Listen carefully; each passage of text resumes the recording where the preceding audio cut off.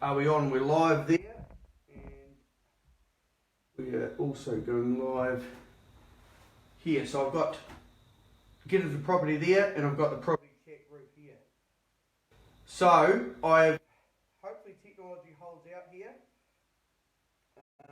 Currently got I've got my laptop going for you guys, the property investors chat group, and on my left hand side here, I've actually got my mobile phone running off 4G live streaming on my personal Get Into Property page. So hopefully this technology stands out or stays true to the cause, because it's sometimes technology can let us down. So I'm just going to give it a couple of minutes just until a few people get on.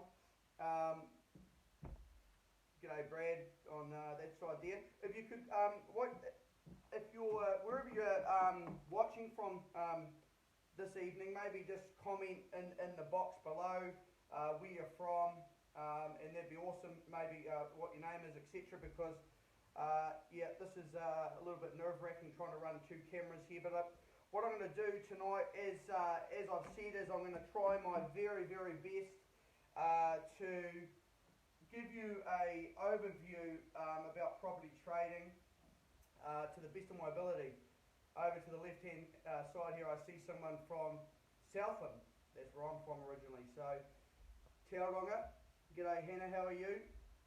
So guys, I'll just give it a couple of minutes just to sort of kick in and just make sure that everything is running well. Otahonga, Christchurch, Melbourne, awesome. So this should work out pretty good. So we've got 36 on there, we've got 5 on there. So we'll give it to about we'll give it to about 7:35, and then we'll kick off, guys. So I hope you have all had an awesome day so far. My day's been pretty good, and on my left hand side here, I've got one of my mates from the deep south saying, "What a head I have." So my nickname's Moonhead. That's what some of my mates down in the deep south call me. So it's not understandable, you know, with a head like this, with a Swede like this. So it's been a good day, and I've been looking forward to going over this. There'll be a heap of people who'll be able to watch this recording. You know, the reason behind doing this video was I talk to a lot of people about property, and I talk to a lot of people about goals and objectives and what it is that they want to achieve in life. And what I noticed when I was reading through the property investors chat group is there was a lot of people on there that were asking about property trading, and it's, to be honest with you, when you get a bit over it, having to explain it to each individual person. This is how you do it, this is what we do, blah, blah, blah. So I thought, well, this could be a good way to help you, the viewer, learn some of the elements around property trading. So, you know, that's the whole reason behind this is really to help other people maybe learn a thing or two that they maybe they maybe don't know right now. I don't pretend to know everything, but I do know a bit. I've done a fair bit over the last few years. And as I say, I'll get into that at about 35 past. So another couple of minutes, we'll just wait for people to get on. It's quite amazing though, over the last, since, what year is it now, 2018, so the end of 2016, I started doing videos online, just not for any other reason, but to help myself grow as an individual. And it's quite funny how comfortable you get doing this.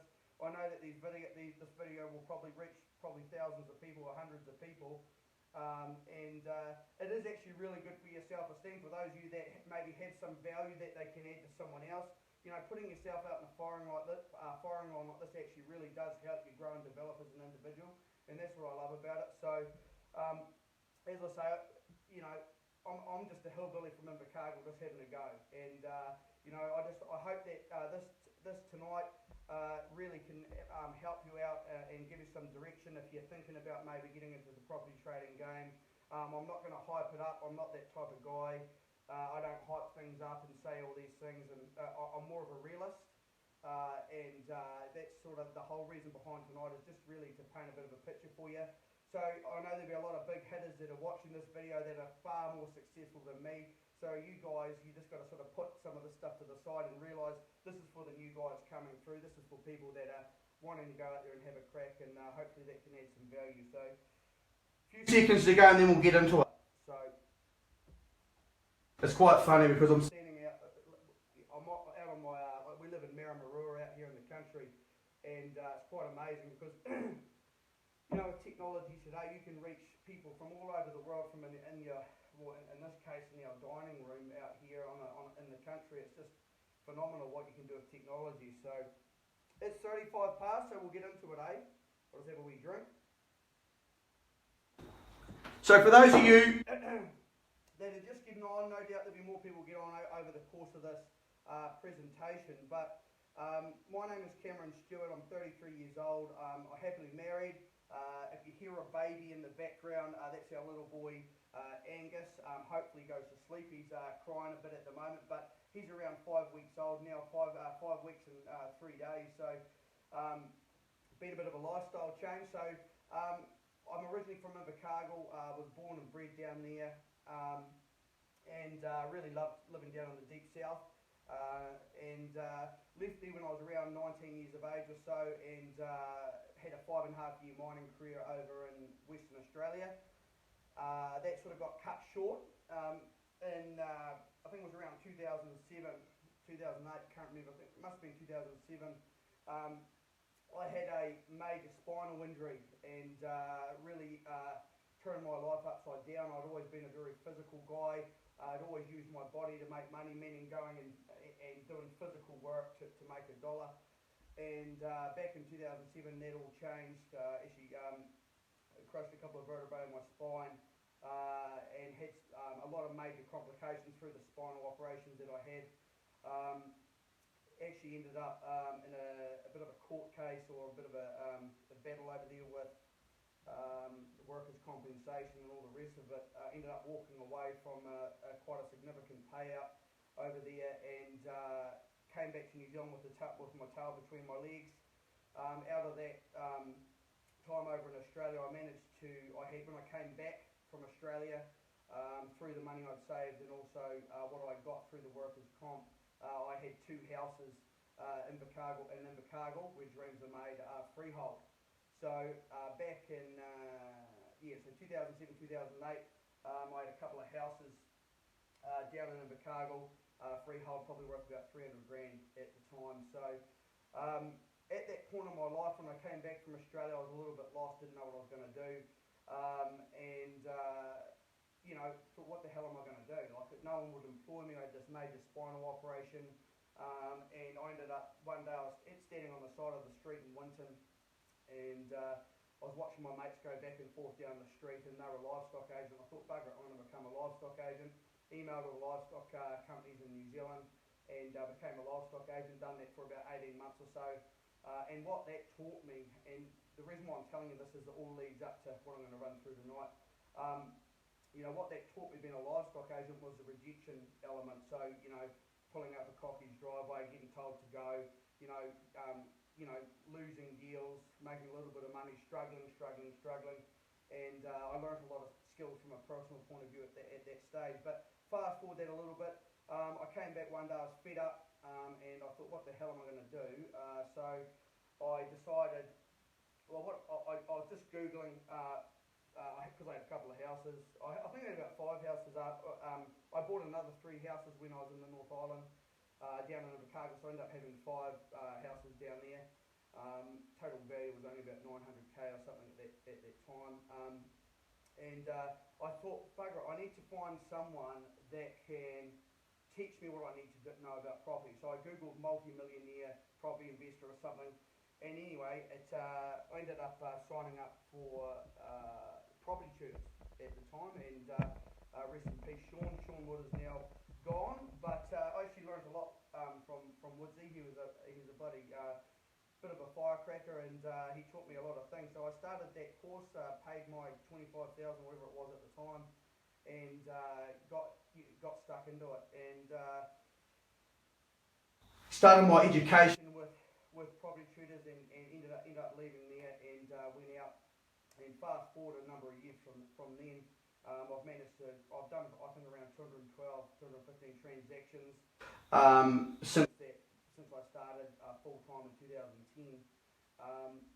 It's been one hell of a journey. I've made a lot of mistakes, and that's really the whole reason behind this tonight.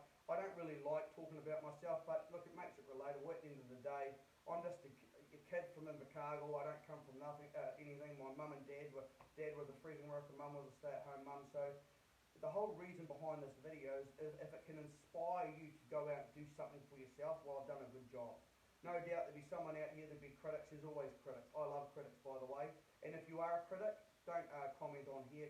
Ring me personally and let's have a chat. Because face-to-face is far better than being a keyboard warrior. So I'm just being straight up right now. So let's get stuck into it. You know who I am and where I've come from. Now, property trading. It sounds good, doesn't it? Property trading, you know. Why would you be interested in property trading? You know, what would be the reason behind having to go at property trading? By the way, I never started really to become a property trader, to be honest with you. I wanted to build a portfolio and then so I could create, and you guys will be thinking this too, I started off buying houses and doing that because I wanted to build a portfolio so they could pay me an income so that I could be free to go and do the things that I wanted to do. Now, property trading, you can make very good money and it's very flexible, but it is not passive. It is a very active activity. Yes, you have, look, I don't have a 9 to 5, I don't have to be on the grind or anything, but property trading is definitely not for the faint-hearted if you're wanting to do it in a significant way. We're getting a few people on here now, 116 on there, 18 on there, so this is pretty good. Bit of a turnout. I never thought that my bald mug could get that big a turnout. So what I've done, I've written some notes. I don't particularly like notes.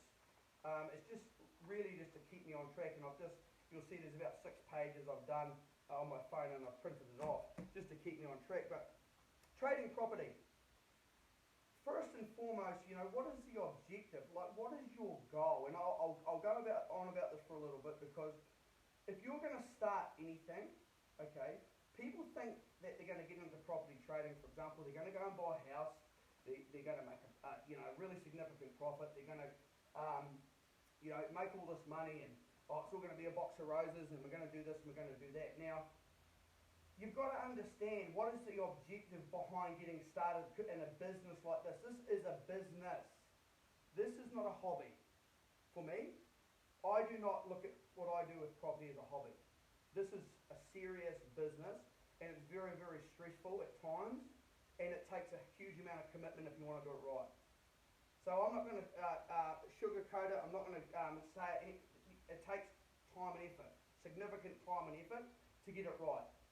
I know when I did that property tutors course back in whenever it was, in 2010 or whatever, out of the people that were in my group, there's a lot of people that didn't really actually do that well. Why do you think that is? See, the reason a lot of people succeed, some people succeed and some people don't succeed, is what? It is the way they think. So the reason I want to talk about this real quick before we get into the sort of nuts and bolts is understand, okay, clearly why is it that I'd even consider getting into property trading? Because there's a lot of implications, and as I go through this sort of presentation, I'll go over some of those implications. But what would be the reason behind doing this? Do you want to maybe, for example, do you want to do 2 or 3 trades a year, let's say net profit of 20,000, so that's an additional $60,000 a year you could add to your income. That could give you some options, couldn't it? An extra 60 grand a year, that could give you some options, okay? Now, what else would you want to do? Like, what sort of lifestyle do you want to create? Because my experiences with property trading is it soaks up a lot of my time. It's sometimes very high pressure, very stressful. Now, the reason why I say why would you want to do this is because because if you don't know why you'd want to do it, well then, when things get tough, what happens? For example, if you decide that okay, that's it, I'm going to go and become a property trader. I'm going to go out there and I'm going to get this done. I'm going to go out and do it. You go out there, you buy a house for $500,000, you spend $30,000 or $40,000 renovating it. You expect to sell it for $610,000 or something along those lines. Something happens in the market. The LVR changes happen. The market tanks. You can't sell it. Your holding costs chew up all of your profit, and then all of a sudden, you're looking at all your money's been tied up. It's been very stressful, and you're looking at a deal where you're not going to make any money. You may break even, or you may make bugger all. So you've done all this work and you've made no money. Now, if you don't have a clear, defined objective or purpose, that will make you fold. And I've seen it heaps of times, man. I've seen so many people come in, they've had a go, they go out and they try it, they make a mistake, and they fail. Understand this, if you want to go and succeed in anything, whether it's property trading, whether it's property investing, whether it's business, whatever the case may be, there has to be some failures for you to move forward. I have made so many mistakes, it's not funny. And that's why I talk about this. What is the objective? What is your goal behind wanting to get involved in property trading? Now, that's point one, okay? And I could go on and on and on and on about that. I love talking with people about what's your dream, what's your goal, where do you want to go? I absolutely love that. And if I go to a party and I'm talking to people, I'm like always asking them, where do you want to go, man? What do you want to do? And do you know the problem is with most people? They don't actually know what they want to do. So this is what most people are thinking. I want to make more money. I want to make more money. I want to get into property trading. That looks like an easy way to make money. I want to make more money. But they've got no real clear vision or objective behind that. Hence, why, see, the money is not the key here, guys. You've got to understand what's the objective, what's the sort of lifestyle that I want. Now, point two, okay. What is your starting point, okay? My experiences with a lot of people I deal with, not only within our property business and what we do there, we also have another business outside of what we do with property, which is very much people-based. And I'm always, I like to sit down with people and find out, okay, where are they sitting from a financial perspective? Where are people's finances sitting? Now, the reality is, and I'm going to go through this and just talk about this real quick, where do you sit financially?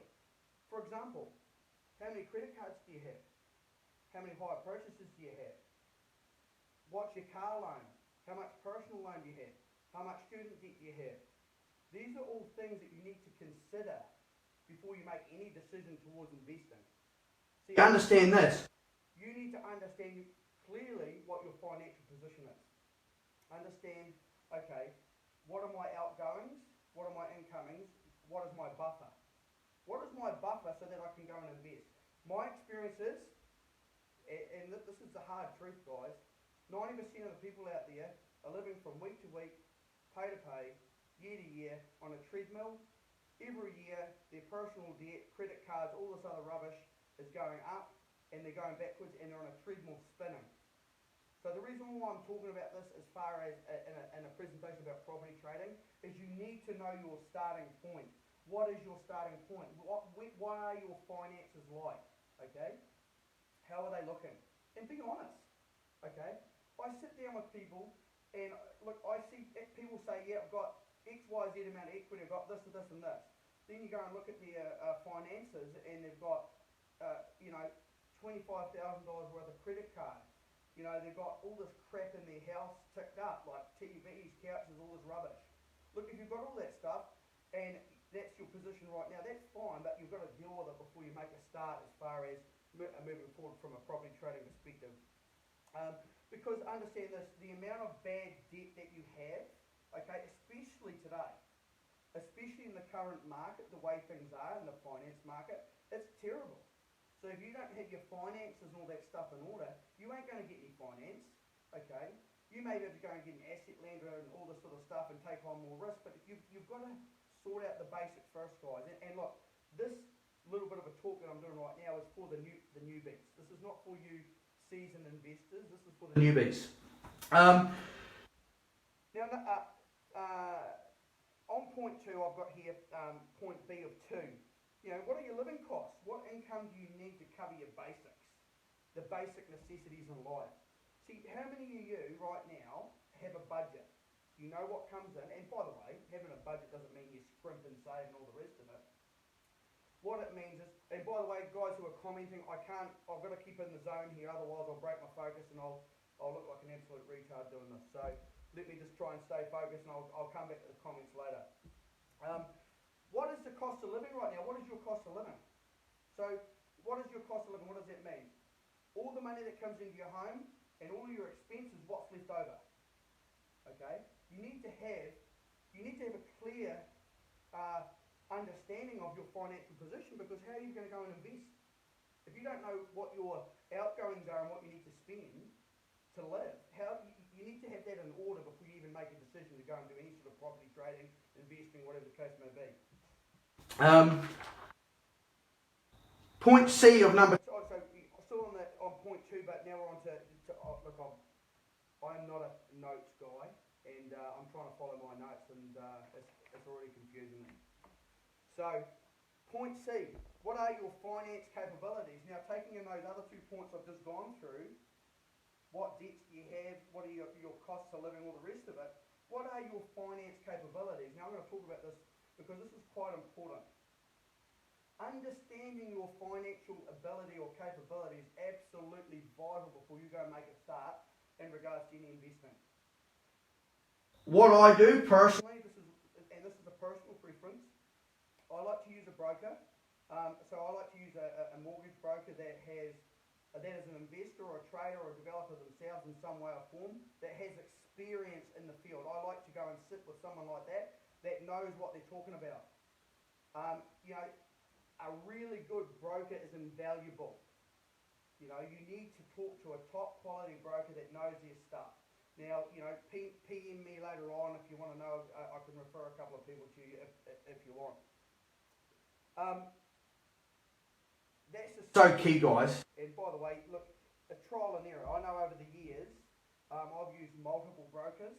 I haven't just used one. I actually went to the mainstream bank myself for a while with Westpac, and as I go through my presentation, I'll talk about that and the mistakes I made. I don't know how long this is going to go for. You might be in for a long night. This could go for 24 hours for all I know. But understanding your finance, get a good broker. Sit down, put a plan in place. If you have bad debt, hire purchases, student loan, all that other, there's no other way to put it, all that crap, bad debt, etc. You need to get rid of that. Put a plan in place, put a budget in place, get that sorted. Sit down with a broker. They'll explain to you what your capabilities are. The biggest thing in today's market is serviceability. Also the LVR restrictions has made it very difficult for finance. Having a 40% deposit, that's a big deposit, especially up here in Auckland. You need a couple of $100,000 plus just to do a deal. That's crazy. How many people have got a couple $100,000 sitting down? So understanding what your finance capabilities are, first and foremost, is absolutely key if you want to go out there and start trading and starting to gain some momentum. Now, this point number 3 is, what are the implications of becoming a property trader? Now, look, by the way, please do not take my advice. Talk to a professional, to an accountant, whatever the case may be, in regards to this. I'm going to use myself as an example, but there are implications to becoming a property trader. And, look, there's plenty of people out there that have bought houses, okay, in the rising market and sold it, made a profit. Those guys who have not paid GST and tax, those guys are not property traders. Those guys have just been riding the wave of capital growth. That's not a business. That is not a property trading business. That's just speculative behaviour, and that's what the government's knuckling down on today. But the implications as far as being a property trader, using myself as an example, I not only do I trade properties, I also hold property as well. Now, it's important to understand that if you are a property trader like I am, meaning when I buy a property, I claim the GST. when I sell the property, I pay the GST, right? And I pay the difference in between that minus whatever the renovation costs are, etc. So I'm a property trader, so meaning the IRD looks at me, they know I'm a property trader, meaning they know I buy and sell property and I pay tax and GST on those profits. So they know. So what happens is when you do what I do, you are now what we call tainted. Now, I'm not going to go into huge detail on all this. I'm not an accountant. Guys, I left school when I was 16. I have learned all of this stuff by doing it, okay? I am certainly not an expert. There's a lot of things I need to learn. I'm learning every day. But from my own perspective, because I'll use a mistake that I made to teach you something here. I had a lot of finance with Westpac, which was like business banking. But what happened was, I had all my banking with Westpac and they had security over all of my properties. But this is bad mistake. Okay, I've learnt my lesson. Okay. Now what happened was, and there's a major lesson in this. When we had an LVR change, I can't even remember what the date was. It was a year, 2 years ago, the first major one that come through. I had all of my securities with one bank, and what happened was when this LVR thing, I had about 5 trades on the go or something at the time, and what happened was this LVR thing come in and it really did, because the market goes like this, it goes up, down, 1 month's good, then it sort of goes down, it's always changing every month. And what happened was I got stuck with these trades anyway, and I had to, I couldn't sell them. I did eventually sell them, but what happened was, oh, okay, someone's just commenting me. Sorry. So what happened was I got stuck with these trades and got myself into a tight situation. Anyway, I had to sell down a couple of the houses with my whole properties at the time, and they doubled in value. So they looked like, huge profits. So I ended up paying a huge amount of tax on those whole properties I sold because I was tainted. So there's a lesson in that. Is what I have learned from that mistake is, first and foremost, don't have everything with one bank. That's novice, ridiculous. What I did, but that I ended up having to pay a huge amount of tax, and it was stressful. Okay, but because I was tainted, because I'm a property trader, and I was tainted. And please look, that's just using myself as an example. Now, even my wife, this lifestyle block here that we bought, like for example, we bought it for 825. Probably worth 1.3 or something now. If we sold this, but even my wife, because she's married to me, she is now tainted. So if we sold this, we've got to pay tax. Look, at the end of the day, you're making a profit. Paying tax is not that big a deal, but you don't want to be paying a whole lot of money to ID if you don't have to. So the key here is, if you're going to be a property trader, have your property trading activities clearly there, and your buy and hold activities there, and just don't sell them, because when you sell them, that's when you get hit. What have I got down here? Yeah, just in regards to that, just have a clear direction. For me moving forward from here on, is understanding clearly, okay, this is the property I'm going to trade. I'm going to buy that house, renovate it, sell it, whatever. This is the house that I'm going to keep, I'm going to develop it and hold it. So you've got to be clearly defined, okay, which direction you're going to go there. And look, I'm not going to talk about holding here, this is more about trading. Point 4, okay. Hopefully, is this all coming through clear? Could we just thumbs up or something so that I know that everyone can hear me clearly? Cool. A couple of thumbs up there, so hopefully it's all working well. Number 4, okay. There's all sorts of smiley faces and all sorts of stuff going on there. How to set up to become a property trader. Now look, I am not an expert in this field. Your particular situation as far as structures and all the rest of that stuff has got to be set up by an accountant, and it's not, it's all good, sweet. But understand and have the correct structures in place so that you can make the most from a tax perspective. And look, I'm not even going to get into that. I am not an accountant. But you need to understand clearly, okay, this is, and talk to a professional. And what I'd recommend is, as far as structures and all the rest of it, is talk to someone that's in the game, that is a property investor themselves. They've done property trading, developed whatever, so they know exactly what to put put through for you. So what have we got here? It fluctuates. Oh, that's no good. Anyway, we'll keep going with it. Awesome, this one's good, that one's not so good. So, right, here we go. So, when you're a property trader, and this is what people don't understand in the general population is, we talk about speculation, okay, yes, okay, property trading is speculation to a degree, but we make our money when we buy, but as far as setting up a business for property trading, simply put, my business is set up, I have a GST registered company. When I buy a property, I buy that property in my GST registered entity. I then claim that GST on the purchase in that GST cycle, and then when I sell, I pay the GST on the sale. So pretty simple. Then whatever the costs that I've incurred throughout that time as far as renovations, etc., that comes off the GST paid. So your painting, carpet, light fittings, all that stuff that goes on in a renovation, you claim all of that, and that offsets your GST payable at the end. Then when you make your profit, after all of those expenses, etc., you then pay income tax on that net profit. Okay. So now to give you an example, I'm going to give you an example here, and hopefully this works all right. I'm going to try my best. But a recent deal that I just did. Now this is a property that I bought for $580. Okay. So I bought this property for $580,000.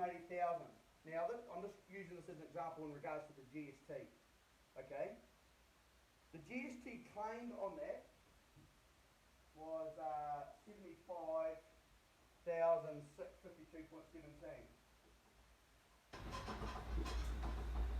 Now this particular property I bought for $580 and sold it for $670. Settled it for 34 days. Didn't actually renovate it, just sold it. Okay. So I actually sold this property for $670,000. Okay. Now the GST on the sale of that was $87,391.30. Okay. So this 580 here was the buy price, and the 670 here was a sale price. So you can see there's a bit of a difference there as far as GST. There was no renovation on this. There's a few holding costs, etc. Bugger all from that perspective. But so the difference of GST was 11,000.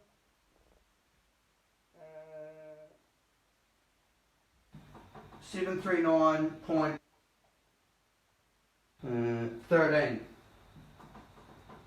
And that was the difference I paid, minus whatever it costs, etc. I haven't gone into too much detail. I don't want to bore you with all the details, but so the difference of GST payable on that was $11,000 pretty much. Okay, from the purchase and the sale. Then, so the net sale proceeds was roughly $78,000. Okay, so then you pay income tax on that. You know, that's another 33% or whatever the tax rate is. So I'm not a real details guy. I just do the deal, make money, whatever. You just keep doing it. You know, this is not rocket science. So understand this. If you're going to get into property trading, you need to be doing this as a business. You can't get past the IRD. They will screw you big time. So it is important that you need to have this set up correctly. Do it all above board. Do it correctly, and you'll have longevity in the game. Now, just on this, some people use when they buy, you claim the GST, and then obviously through that period you're renovating, etc. Now, some people will use that money from the GST to renovate, etc. I personally don't do that. The reason why I don't do that, I used to do it when I first started. I don't do it anymore, is because things can go wrong, and you just want to make sure that you've got enough money in the kitty in between deals. Because sometimes, look, most property trades, for example, we might turn over in, I don't know, let's say 2 to 3 months. Some are faster, but let's say 2 to 3 months. You don't want to be spending that money, that GST component, and then all of a sudden you've got other, especially when you're doing multiple ones. So what I like to do is just have it there. So then I know that it's there to pay whatever GST is ready to pay. I'm not a big fan of utilising it to pay and cash flow renovations, etc. I'd rather have it as a buffer. And that's just my personal, choice. Now, we've gone through that sort of boring, structure-y sort of stuff. This is just the sort of stuff that I really like talking about now is how do I become, point 5, how do I become a market expert and find suitable deals? Okay, understand this, property trading, you make your money when you buy, okay?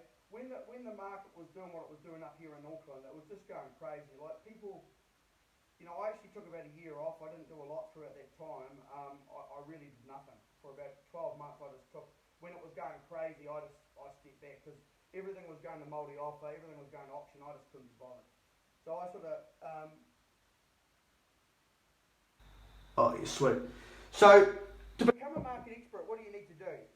Now, point A of point 5 is build strong relationships with real estate agents. Okay. Look, the real estate agents that I deal with today have become very good friends. Like a lot of the guys that I've dealt with, come to our wedding, built really, really awesome friendships. It's a win-win. You're working with a really good real estate agent, and they're making money, you're making money. It's a win-win, isn't it? So the key is to become really good at property trading is becoming a market. Building a really good relationship. And that takes time. That doesn't happen overnight. What I see with a lot of people is they come into the market and so they ring an agent. They go, oh look, you got any deals? Every man and his dog is doing that in Auckland. Okay, if you're in the provinces, maybe there's not as much competition. I don't know. I don't really invest or trade in the provinces as such. But in Auckland, there's a lot of competition. So you need to have a point of difference when dealing with real estate agents. So real estate agents, you treat them good, they'll treat you good. So build the rapport. And look, to give you some tips about what I did to build relationships. Like some of the guys, like I every day pretty much I ring real estate agents every day.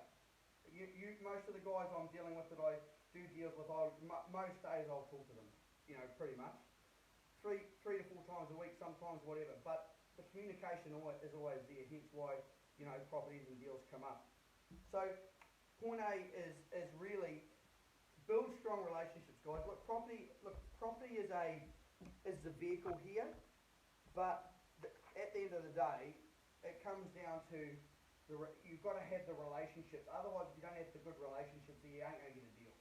Now, if you're an arrogant, I know when I started, I was a jumped up little prick, and I thought I was a hero, and you see all these guys coming in, and that ego and crap like that doesn't get you anywhere. You've got to be relatable to a point, to a degree. You've got to be able to do the deal, get the job done, be confident, but, treat people how you'd want to be treated.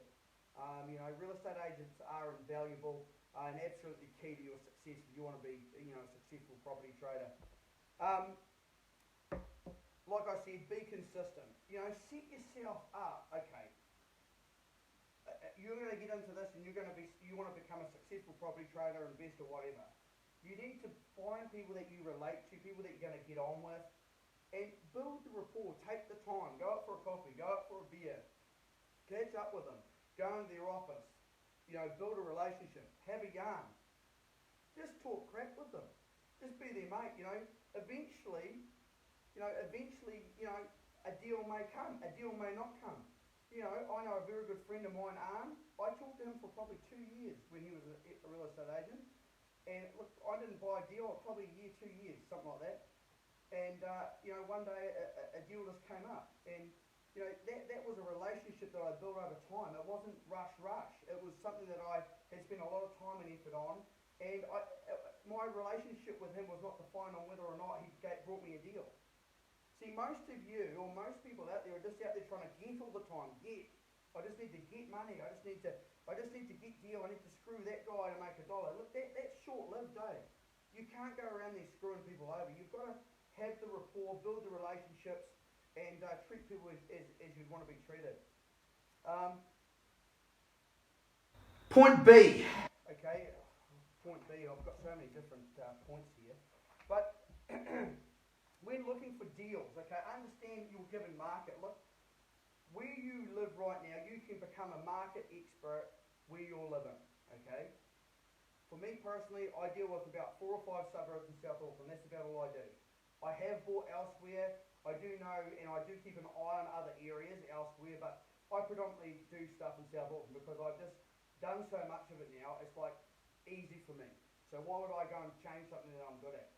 You know, so what you want to do is you want to pick out 3, 4, 5, 6 areas, whatever you think you're capable of, and really get a clear understanding, okay, what are the sale prices of these properties when they're renovated? What are the cheapest properties in this area selling for? You know, and what I'd recommend if you want to be serious and get into this, like get onto RPNZ or what's the other one? There's another. I use RPNZ. It's all the same anyway. But RPNZ is brilliant because what you can do is you can utilize it and you can see, so like for example, you look at a house, okay? On that house, it will say, you look at the recent sales, what's sold in the area, okay? And this is what valuers do, by the way. Look at the recent sales, what's sold, okay? What did that sell for? Okay, is that a similar property to the one I'm looking at? Okay, is it the same land size? Is it the same square footage? Is it renovated when they sold it? Was it unrenovated when they sold it? Understand this and get a clear understanding. And look, this takes time, guys. You don't just figure this out in 5 minutes. It takes a bit of time. Okay. You know, understanding that when you buy, this is my personal what I do. Okay, and look, it's not right or wrong, but typically most of the stuff that I buy will be somewhere in the vicinity of $80, $100, $120, $150,000 below the RV. So, like, if I buy a property, and this is going to be a terrible drawing. If I buy a property, it needs to be, say, 100,000 or 80,000 below the registered valuation. Okay, because you've got to have a margin in it. Think about this. If you buy a property for 500,000, okay, it needs a $50,000 renovation. I'm just using basic because I am not a numbers guy, so I'm using simple numbers. You buy a property for 500,000. The $50,000 reno, that's 550. Okay, you've got holding costs. Let's say 10,000. That's 560. Okay. Then you sell it for 620, whatever the case may be. You've got a profit there, but you need to have a buffer. And especially, look, the market's changed. What's happened is the market's not doing what it was doing before. So what I like to do is I like to leave a little bit in it for the next guy. So once I've renovated it, you can get it revalued and then sell it. So, you know, let's say it values up at 660, you might leave $30,000 in it and sell it for 630 to the purchaser. They think they're getting a really good deal. Well, they are, because it's 30 grand below valuation, but you've made your margin and you've moved it on.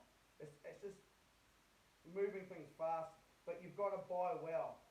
You know, especially when the market changes and it flattens out like what it has. Like when I started, the market was pretty flat, really.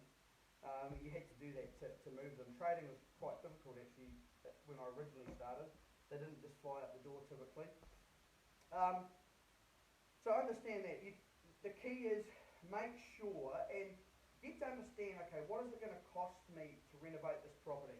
You know, what is it going to cost me so then I can work my margins in and I know what my net profit's going to be at the other side. Now, how do we source those properties? Now, there's multiple things that you can do, but what I do is, look, I look on Trade Me every day. Obviously, I talk to my real estate agents every day. When looking on Trade Me and you'll give an area, what I do is, look, typically new listings get put on really late at night, so get up at the crack of dawn or look at the listings really late at night. Get a jump on the next day, get up in the morning, okay, these are the new listings, oh, that one might be good, that one might be good. and that, you know, write down in your diary, okay, I need to go and look at this one, this one, and this one, and it's just a numbers game. Everything in life is a numbers game. But what I do, there's a couple of different things when looking on Trade Me. Look, some properties go stale when they're first put on the market. You know, people put them on for too high, and what happens is over a period of time, those properties go stale, and you know, people. Look, that hasn't really happened over the last couple of years because of what's been happening in the market. But you still do. Like that deal there, you know, that one I bought for 580 and sold for 670. That was a multi offer. So there was a lot of people looked at that deal, and it was a multi offer, and I don't know, they missed out on 70 plus $1,000 worth of profit, but they just didn't see it. So some people will see the deal, some people won't. Okay, and that's just the name of the game. You just got to be in to win. You've got to be looking at enough properties every day and just keeping on the pace all the time, so that you can get out there and you can get the desired result.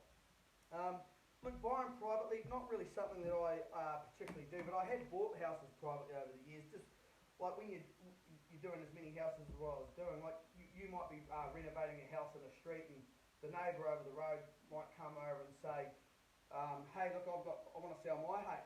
Do you want to have a look at it? And say, oh yes, sweet. You know, say. Then you walk over and say, well, I bought this house for that much. The house is in a similar condition. You buy a house privately. I've done that multiple times over the years, so it can be done. You may see a private sale, whatever the case may be. Buying privately is okay. Hey, it can be done.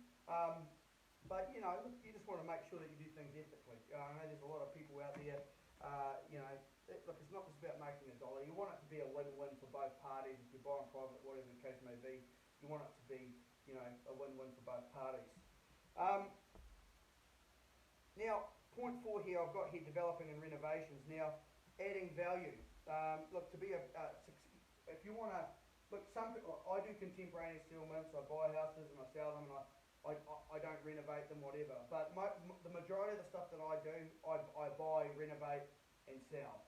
So the key is with the renovations and doing that stuff is, first and foremost, man, I tell you, it is absolutely key to have good guys, good tradies.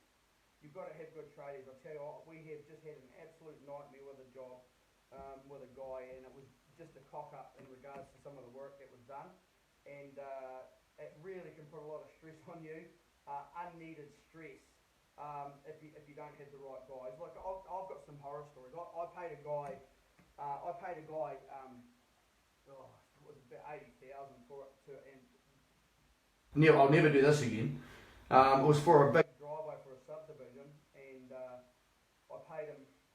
It was about 80k or something like that to put all the drainage and all the rest of the stuff in. It was a big job. Anyway, I paid him up front. Look, I'm gonna shake someone's hand. You know, you do the job, blah blah blah. And this guy just didn't turn up for like six to 8 months. That put a lot of stress on me, man. And you know, so the reason why I say little stories like that doesn't go always how you want it to go. You know, eventually we got that job done, we ended up doing alright, we made good money on that property, whatever. But that was an 18-month drag out because of an idiot contractor. So the key is, if you're dealing with tradesmen, like, I'm a face value type guy. I like to shake someone's hand. I like to look at someone and think, hey, look, there's some good points about that person. Yeah, that person will do the right thing. Unfortunately, in the world that we live in today, not everyone will do the right thing. So the key is, before you start any renovations, really spend that time.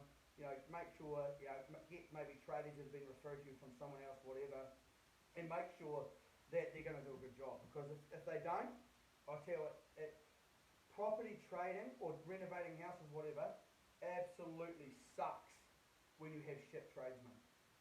Honestly, the only thing that stresses me out more than anything is tradesmen. Because unfortunately, I cannot control their actions, and it just frustrates the living hell out of me. So just make sure that you get the right people on board at the beginning. Now, the other thing is too, with tradesmen, it's a bit of give and take too. Like, when you find good guys, like I've got some guys doing some stuff for me at the moment, painters, builders, whatever. And if they're really good guys, I've got no problem paying them up, you know, half up front and paying them fast and giving them a bit more money or whatever throughout the process. Um, Treat these guys with respect. They are hard-working individuals that are out there doing their deed. Treat them with respect that they need, because it's like anything in life.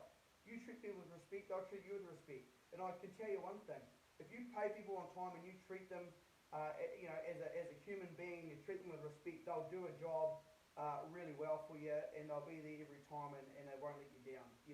Unfortunately, you've got to go through a few shit people to find those ones in the world today. Um, Look, as far as renovating houses, okay, let me ask you this: if you went into a house and the walls were painted yellow, what would you think? I know what I'd think. I'd think, what the hell is that? Now, some people do crazy stuff like that. They renovate houses and then they put a yellow splashback behind the kitchen, or they paint the roof green or something crazy because it looks good to them.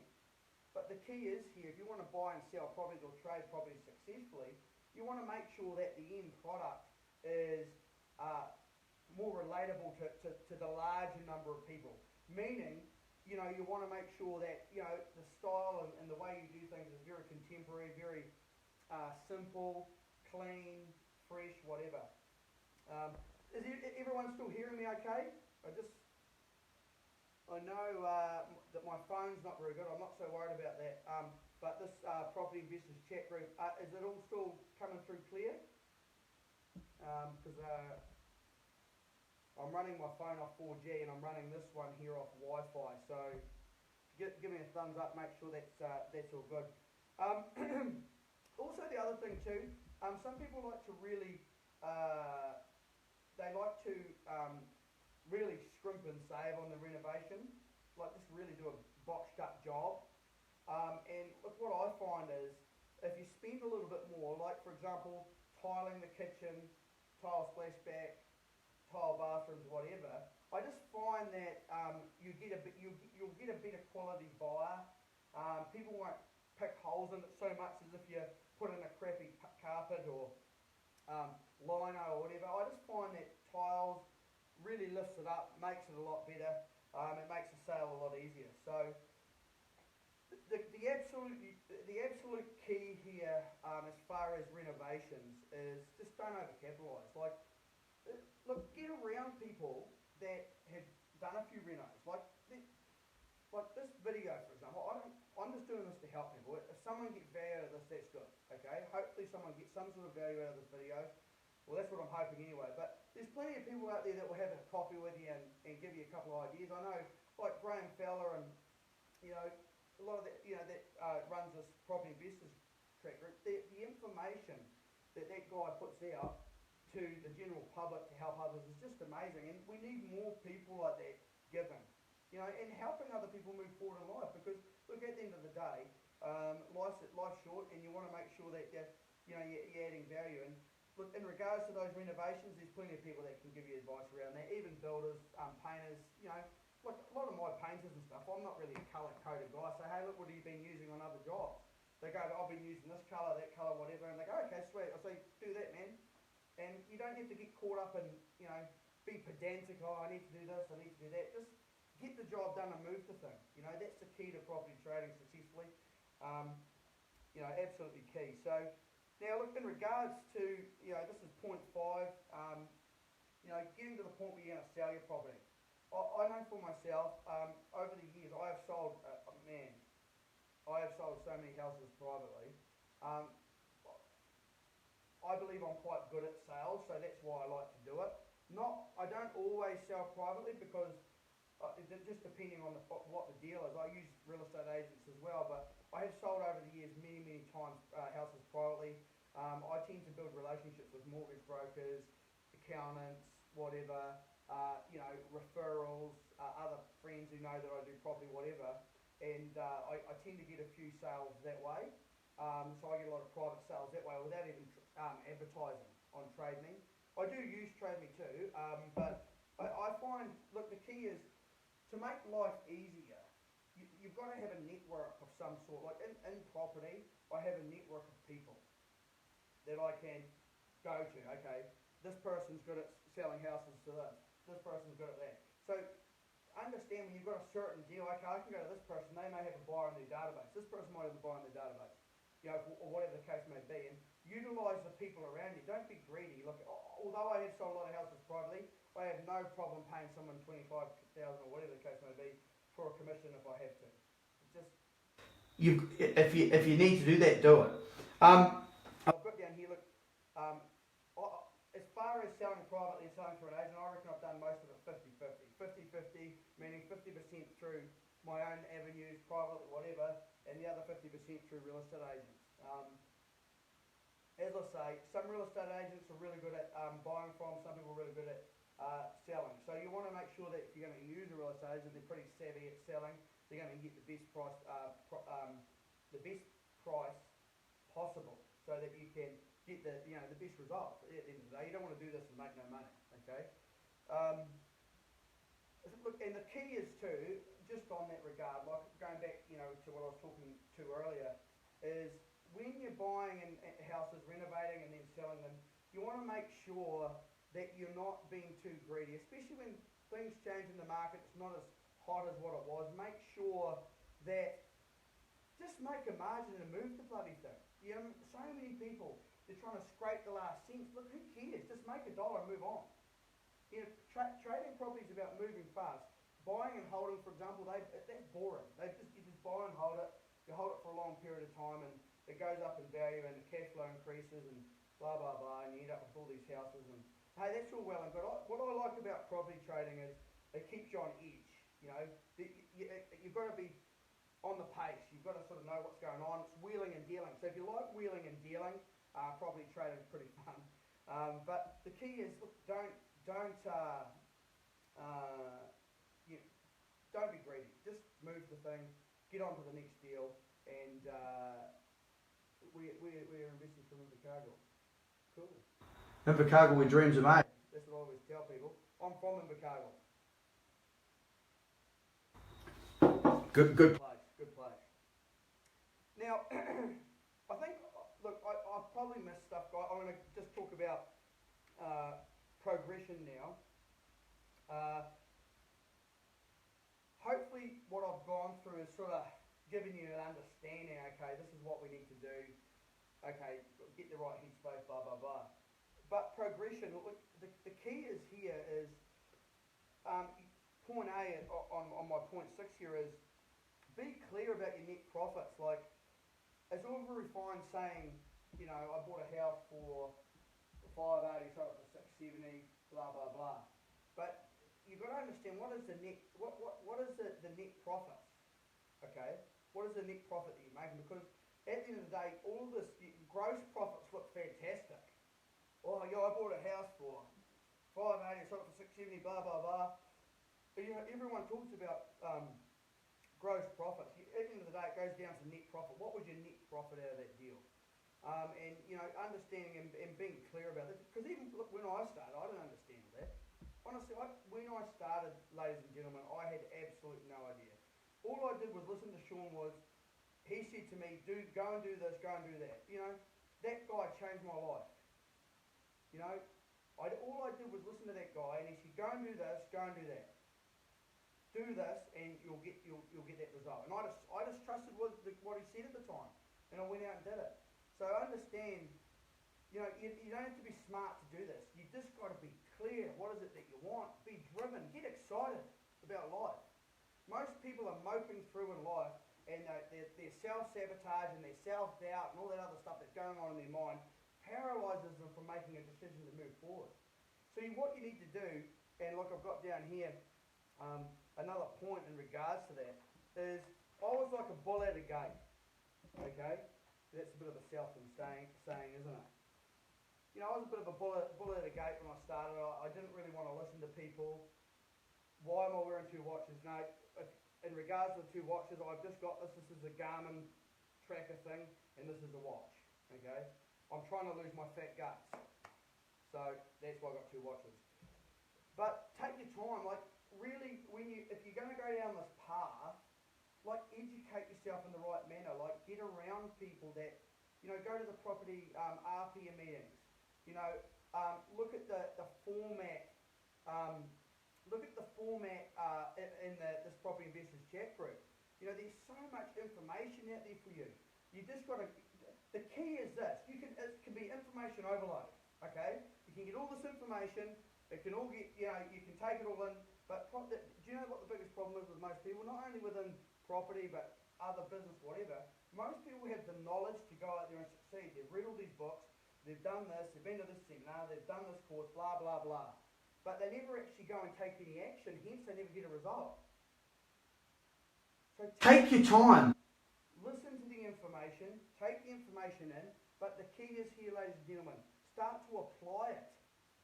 Don't sit on your hands. If you sit on your hands and you think about it, and this is what people say, it's not the right time, the market's changed. Who gives a rip? It doesn't matter what the market's doing. You can make money in any market. You just got to be strategic how you do it. Take your time, understand the market, get around people that lift you up. Forget the people in your life that pull you down. If anyone in your life right now says to you that you can't do that, the property market's gone, blah, blah, blah, don't listen to those naysayers. You're going to have naysayers in life for the rest of your life. Listen to the people who say that you can succeed. And this is why I do videos like this. Look, no doubt there'll be someone say some sort of negative stuff about this video. Look, you've got to get a bit of, in life, you've got to get a bit of grunt about you. You've got to get focused. Stop worrying about what everyone else thinks. Start to focus. What is it that you want? Get around people that can help you. Continue to learn and grow. Because I'm not far from finishing here, because I've been rambling on for an hour, and I know a lot of you will be getting tired. But the key is continue to learn and grow. First and foremost, grow yourself as an individual. I never ever thought that I'd be where I'm today. When I look back when I had that spinal injury, I was suicidal. I was down on a pile of shit on the ground, and I never ever thought that I'd be able to go and do the things I do today. I never thought that I'd have the self-belief to go and do videos in front of hundreds of people, or whatever the case may be, and do all this stuff. But that's been a progression. It's progressing. It's been one step at a time, one step at a time, one step at a time. Like a mine that's on this video, he's known me for a long time. I wasn't always as, confident as what I am today. It's been a progression. Understanding clearly, I've always understood clearly what it is that I want. Because if you want to become successful at property trading, or successful at anything, to be honest with you, you need to have a defined purpose, goal, or objective, or something that you want to achieve. Because otherwise, you're going out, you're getting in your car, you've got no GPS, and you're just driving, and you don't even know where the hell you're going. What's the point of that? Okay? Understand, what is the goal? What is the objective? Where am I heading? How can property trading fit into my life? Is it what I want to do? Because I can look, at the end of the day, guys, my lifestyle is pretty cool. It has its moments. There's times it's not always 100%. There's some stress that comes on, whatever. But if I look at what I've achieved over the last few years, I never ever thought that I'd be able to achieve the things that I've achieved. I am no big hitter by any stretch of the imagination, but from where I was to where I am today, there has been a journey of struggle and tribulation, people coming into my life, leaving negative things in my life, people coming into my life, adding value, leaving positive things, and it's been a whole lot of trial and error.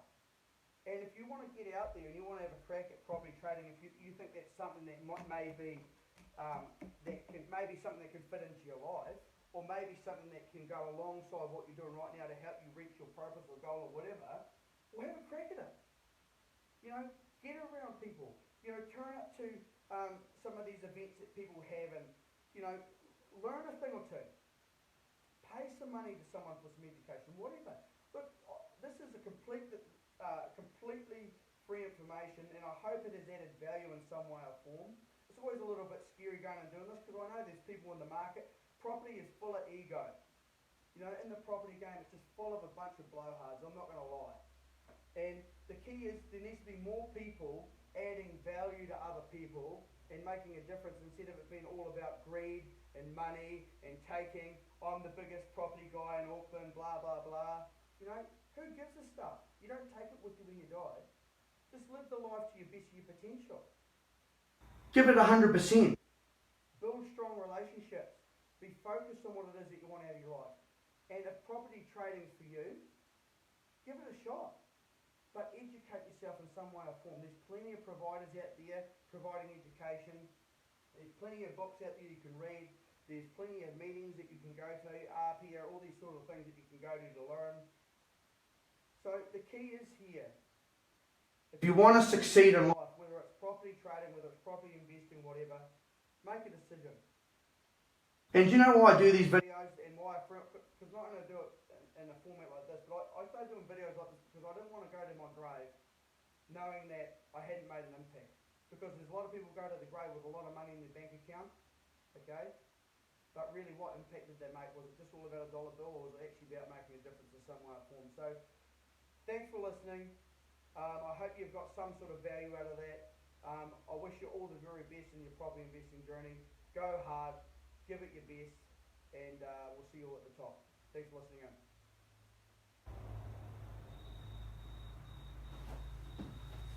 See you later, guys.